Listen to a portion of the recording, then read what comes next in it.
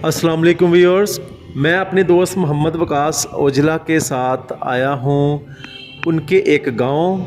रहते तो वो यहाँ गखड़ में हैं, तो आपकी भी उनसे बात करवाते हैं। बहुत ही अच्छे इंसान हैं, तो करते हैं जी उनसे बात। जी तो अस्सलाम वालेकुम। वालेकुम सलाम।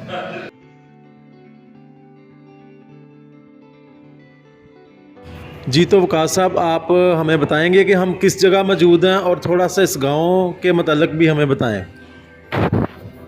ਇਹ ਜਨਾਬ ਮੇਰੀ ਪਤਾ ਜੇ ਤੁਹਾਨੂੰ ਕੱਲ ਹੀ ਮੈਂ ਇਨਵੀਟੇਸ਼ਨ ਦਿੱਤਾ ਸੀ ਤੇ ਤੁਹਾਨੂੰ ਚਲੋ ਸੈਰ ਕਰਵਾ ਕੇ ਲਿਆਵਾਂਗੇ ਕਿਧਰੇ। ਹਫਜ਼ਾਬਾਦ ਰੋਡ ਤੇ ਰਾਮਗੜ੍ਹ ਇੱਕ ਪਿੰਡ ਹੈ, ਉਹਦੇ ਤੋਂ ਅੱਗੇ ਜਿਹੜਾ ਨਾ ਲਾਲੇ ਦੇ ਕੋਟ ਨੂੰ ਰਸਤਾ ਜਾ ਰਿਹਾ। ਲਾਲੇ ਦਾ ਕੋਟ ਵੀ ਬੜਾ ਖੂਬਸੂਰਤ ਗਾँव ਹੈ, ਉਹਦੇ ਇਰਦ ਗਿਰਦ ਚਾਰ ਚਫੇਰੇ ਸਬਜ਼ਾ ਹੈ।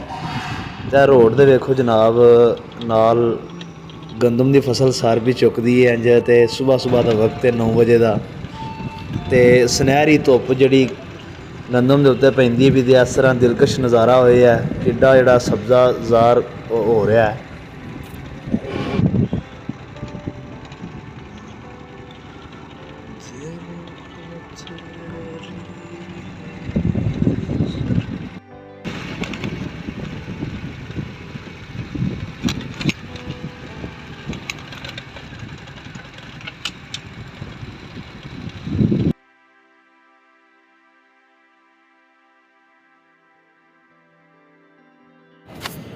जी तो वकास साहब, ये सरसों है, ये बताएंगे आप कि ये वाकई सरसों है असली? ਇਹ ਜਨਾਬ ਮੇਰੀ, ਅਸੀਂ ਇਹਨੂੰ ਪੰਜਾਬੀ 'ਚ, ਤੁਸੀਂ ਪਤਾ ਨਹੀਂ ਉਰਦੂ 'ਚ ਕੀ ਲੱਗੇ ਹੋ, ਮੈਨੂੰ ਨਹੀਂ ਇਹ ਸਮਝ ਆਉਂਦੀ ਪਈ। ਅਤੇ ਪੰਜਾਬੀ 'ਚ ਅਸੀਂ ਇਹਨੂੰ ਆਉਂਦੇ ਨਾ ਗੋਭੀ ਸਰੋਂ। ਇਸੇ ਸਰੋਂ ਦੇ ਜਿਹੜਾ ਸਾਗ ਮਸ਼ਹੂਰ ਹੈ ਅਤੇ ਨਾਲ ਮਕਈ ਦੀਆਂ ਰੋਟੀਆਂ, ਇਸੇ ਸਰੋਂ ਦੇ ਸਾਗ ਬਣਦਾ ਹੈ। ਅਤੇ ਇਹ ਹੁਣ ਇਹ ਸਰੋਂ ਦਾ ਤਾਂ ਵਕਤ ਲੰਘ ਗਿਆ ਕਿ ਇਹਦੇ ਤੋਂ ਸਾਗ ਬਣੇ। ਇਹ ਹੁਣ ਸਰੋਂ ਪੱਕ ਗਈ ਹੈ, ਉੱਤੇ ਫੁੱਲ ਲੱਗੇ ਨੇ। ਇਹਨਾਂ ਜਿਹੜਾ ਨਾ ਫੁੱਲਾਂ ਵੀ ਫਿਰ ਜਦੋਂ ਪੱਕ ਜਾਣਾ ਇਹਦੇ ਨਾਲ ਹੀ ਮੋਂਗਰੇ ਲੱਗਦੇ ਨੇ।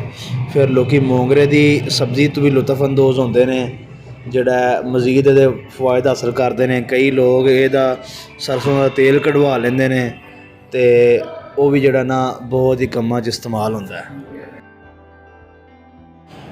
व्यूअर्स, आपने देखा कि ये सरसों कितनी खूबसूरत है। इसके मतलब आपको मेरे दोस्त वकास ने बता ही दिया है। ਉਹ ਛੱਡੋ ਸਜਾਦ ਸਾਹਿਬ, ਉਹ ਚੱਲੀਏ ਹੁਣ। ਉਹ ਦੋਸਤ ਇੰਤਜ਼ਾਰ ਕਰਦਾ ਪਿਆ, ਬਸ ਬੜਾ ਹੋ ਗਿਆ ਇੱਥੇ, ਅਤੇ ਵਾਪਸੀ ਚਲੋ ਕਰ ਲਾਂਦੇ ਇੱਥੇ ਕੋਈ ਹੋਰ ਥੋੜ੍ਹੀ ਸ਼ੂਟਿੰਗ ਜਿਹਨੂੰ ਆਉਂਦੇ ਹੋ, ਕੀ ਆਉਂਦੇ ਹੋ ਪੰਜਾਬੀ 'ਚ, ਆਪਣਾ ਇੰਗਲਿਸ਼ 'ਚ।